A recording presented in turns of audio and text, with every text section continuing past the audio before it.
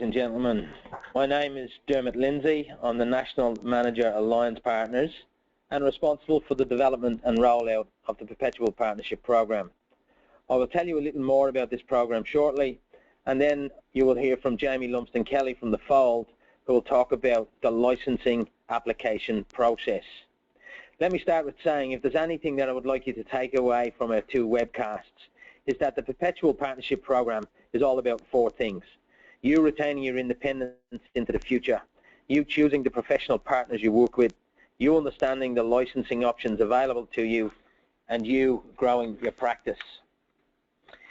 It is clear that there are significant changes causing disruption within the accounting industry, and for us these fall into two distinct categories. There is the legislative change. Obviously it's the removal of the accountant's exemption that's causing significant disruption there, and then there are the market pressures. I won't talk about them. You can have a read of them yourself. Let's talk about our program and how it's been developed over the last 2 years. We have spent hundreds of hours in formal research interviews and less formal discussions with hundreds of accounting practices around the country about what they will need to manage and grow their practices over the next few years. We spoke to the industry bodies and carried out desktop research on policymakers and ASIC and other stakeholders. And on the back of that, we searched the market for best-of-breed providers in the accounting industry. As part of that search, we went through comprehensive due diligence and reference checking processes, and we have done and are continually doing proof of concept trials with accountants across the country with each of our partners. Many accountants have been looking at the licensing decision and process as fairly linear: decision, training, prepare and apply. You've obviously made the decision to get your own license, so it's great to see that you've decided that it was time to act. So why partner? There are certain and many different reasons why accountants will partner, but let's just call out a couple. One, to retain independence and maintain high levels of professional standards, and two, to maintain the control of the advice that your practice provides to your clients. What I want to be really clear about in calling out is what partnering is not. Perpetual is not offering an authorised representative arrangement. We want accountants to retain their own independence. Not an exclusive arrangement. We understand that you may have existing relationships and you can continue to refer clients to any partner you wish. This is more about appropriate referrals to appropriate professional partners and considering Perpetual as being one of those preferred business partners. And there are no must-haves. You select the options on the program that are most appropriate for you and your practice. We've worked with accountants for many years. We understand and acknowledge that accountants are clients' most trusted advisor. And accountants are telling us around the network that they will not have the scale to deliver the full range of services post this licensing change. Most will need to refer to professional partners to meet their clients' needs.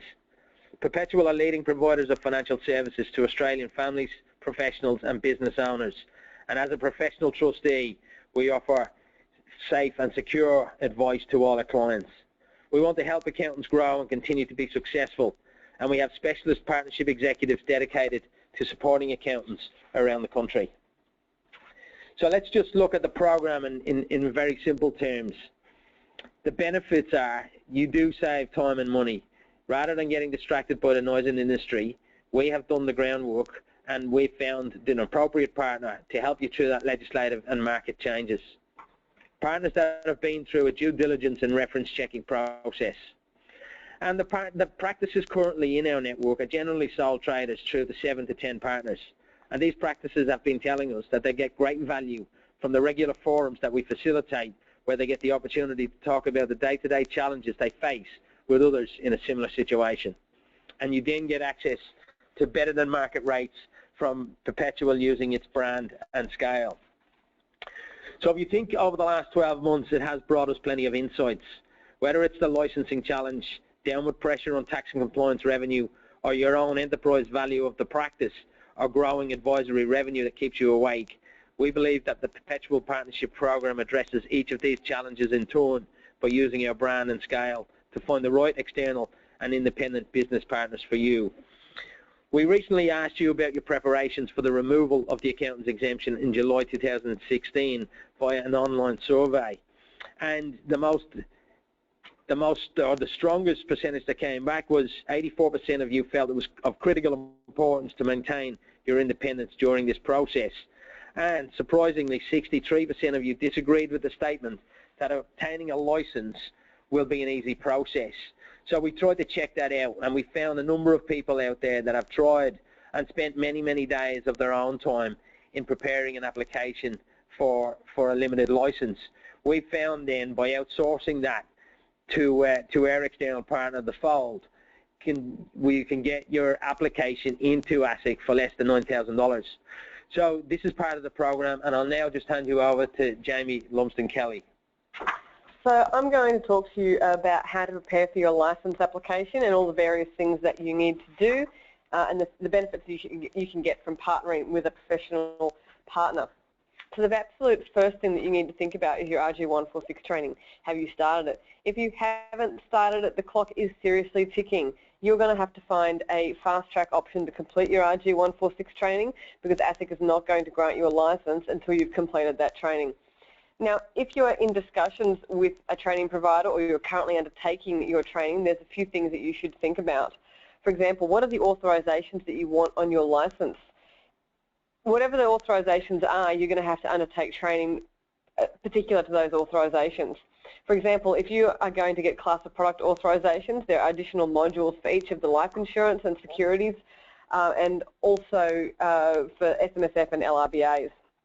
So each additional authorization that you do is going to mean additional training. That makes it even more important for you to find a comprehensive course that you can do on a fast-track basis to get the training done in time for the 1 July deadline. Some things that you might consider asking your training provider is, do you get recognition for prior learning? What financial products are covered? Do you have to do extra modules for extra authorizations?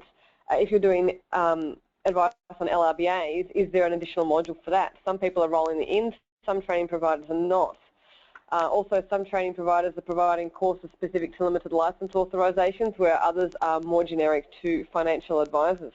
You might also need to think about ways in which you can streamline the RG146 training across the people who will be your responsible managers in order to make sure that you've got that training at an organisational level, even if not every individual has completed it, sufficient to enable you to get that licence. Some other things to think about is how many licence applications ASIC has rejected. Currently, only 74 licences have been granted as at the last announcement in November. This is very important. It means that you need to prepare very carefully to make sure that you get your licence, particularly at this late date, as there may be no second chances. Some things that licence applications have been rejected for includes making an application in the name of the wrong entity, applying for authorizations that you haven't done the training for, having not completed the correct RG146 training, having incomplete professional indemnity insurance for the financial services that you want to provide, having inadequate compliance procedures, or not having put forward the appropriate people to act as responsible managers. Generally speaking, you need to have 1 to 2 responsible managers for your license, unless you have a very large national type practice, in which case you might need to have more. There's no particular reason to add more than 2 unless you do have a large practice, which is simply going to add cost and complexity to your license application. Make sure that when you apply that you know which is the correct entity to license and that you apply in the correct way for that entity. If you are a partnership, then the partnership entity will usually need to obtain that license. 1 or 2 partners will usually act as the responsible manager, and all the partners and employees of that partnership can then provide SMSF services under the license without needing to be appointed as authorised representatives. If you're a sole trader, then you need to get the license in your own name. There's no need to appoint any of your employees as authorised representatives. You act as your own responsible manager. If you do have independent contractors, then you will need to appoint them as authorised representatives. That's actually true across all models, partnerships and corporates as well. If you're a corporate, then it's usually the company that will get the AFS license. 1 or 2 directors or senior managers will act in the responsible manager role, and all directors, officers and employees of that company can provide financial services without needing to be appointed as authorised representatives. Now, there are a number of documents that need to go to ASIC when you're preparing a license application. If you outsource this to The Fold or another outsourcing provider, then they'll be prepared for you. but so that you're aware of what they are and the information required, you need to supply ASIC with a business description, which is a precise explanation of the services that you're going to provide, how you're going to provide them, how you'll be paid for them, anybody that you'll be partnering with from an outsource perspective or distribution perspective. You need to provide ASIC with information about who your responsible managers are. There are some exemptions for recognised accountants, so you don't need to do business references and you don't need to demonstrate that you have 3 years experience, but you do need to demonstrate to ASIC that you understand the financial products that you want to be authorised for. You also need to have appropriate qualifications, so either a diploma in financial services or a relevant bachelor, such as Bachelor of Accounting, Bachelor of Business, Bachelor of Commerce, together with your RG 146 training. You need to send ASIC details of your financials. That will be a balance sheet, profit and loss, and cash flow projections. You need to demonstrate to ASIC that you are solvent, that you have positive net assets, even if it's only a very small amount of positive net assets, and that you understand how a licensee's cash flow requirements work. All this information is set out in RG 166, which is ASIC's regulatory guide on all the financial requirements for an AFS licensee.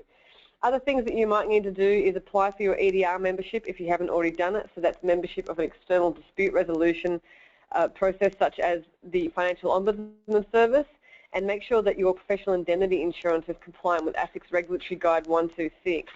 More than likely, your current PI insurance does not extend to financial services. Probably it's got a specific exclusion, and you'll need to have that exclusion removed or your insurance otherwise extended.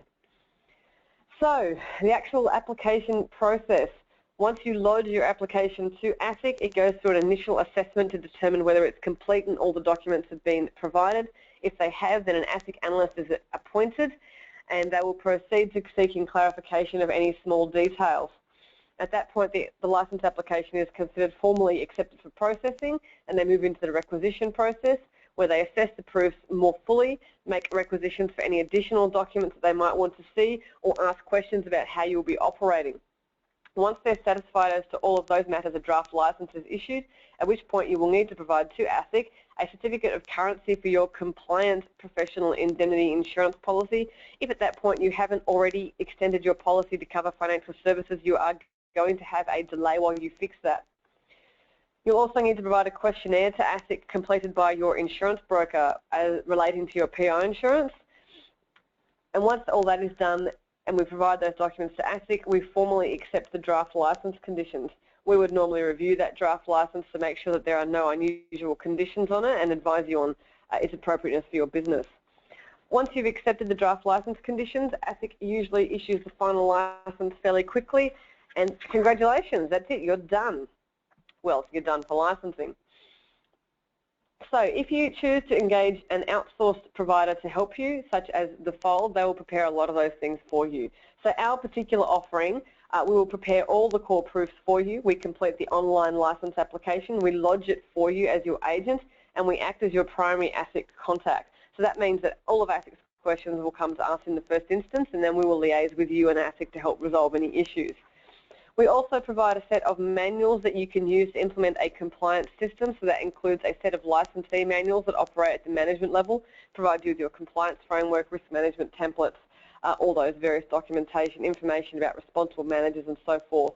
Also, there's an advisor manual which helps you to implement policies and procedures for your individual accountants who are providing financial services, and to assist them to know at what point they need to comply with various obligations such as FSGs and SOAs and so forth. Also included is a compliance plan template which ASIC usually will expect you to have and may ask to see in the licensing process, which sets out all of your various license obligations, who will manage them and at what stage they'll be managed. The cost for all of that is $8,635, plus the ASIC application fee is a further $1,522.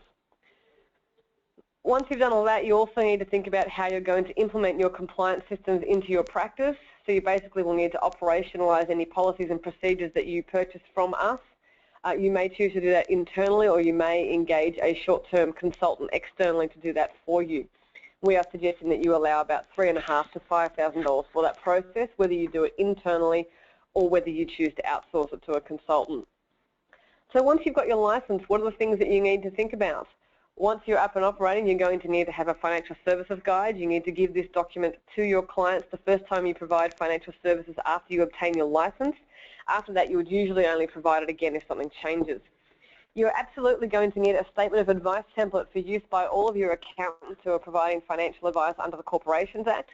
This needs to be tailored first of all to your business, but then it also needs to be individually tailored by each accountant as they provide advice relevant to the specific clients.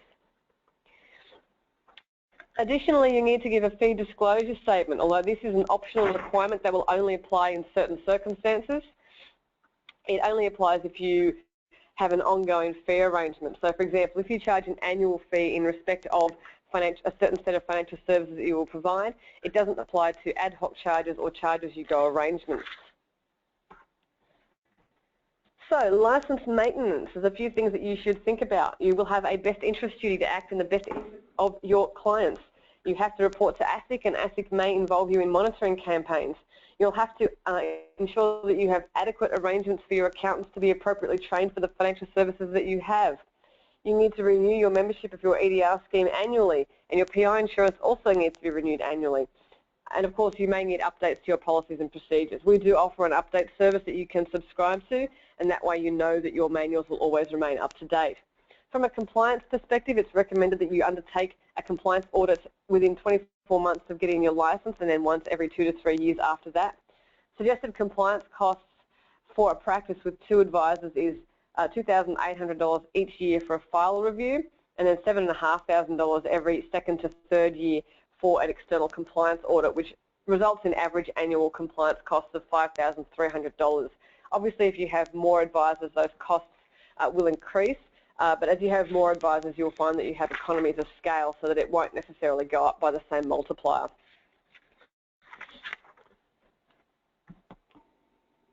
Maintaining your license and your compliance. So the very first thing that you need to do is tailor any manuals that you purchase for your own needs and implement those into your practice. You also need to pilot and refine those to make sure that they're working, train your staff on them, assign responsibilities for various compliance functions, and then of course there's those file reviews that I've mentioned every year thereafter or every 2nd to 3rd year. There's fairly low to medium effort involved in most of those activities. It's also worth noting when we look at this slide that the activity and effort involved in authorised representative models and self-licensing models is broadly the same. The only difference is that from one perspective you're driving the process and making decisions about who will be undertaking certain tasks, whereas in an authorised representative model you basically just have to do whatever the licensee is telling you to do. But that doesn't mean that you don't have involvement in audits and training and so forth. You still need to undertake all those activities. It's just that somebody else will decide what it is. So, in terms of where we're at now, if you haven't started your RG146 training, you absolutely need to start this as a priority. It is the most likely thing to hold up your license application. ASIC's given us a soft deadline of 1 March for submitting applications, and you really need to be able to complete your RG146 training within 2 to 3 months of your lodgement date. So that means that you're lodging on the 1st of March, you need to be completing your training no later than the end of May. If that's not the case, there's every chance that ASIC is going to reject your application straight away. You also need to speak to your PI broker about any changes needed to your insurance. Get quotes as soon as possible because that's not necessarily a quick process either. There has been some issues with some insurers not extending the coverage as required by ASIC's regulatory guide, so you'll want to iron out those issues really fast. Since you've already decided to get a license, you should also think about starting to implement your compliance policies and procedures now. The sooner you do that, the less likely it is that that will hold up your license application later if ASIC wants to see some of those documents. And now I'll hand you back to Dermot to summarise. Thanks, Jamie.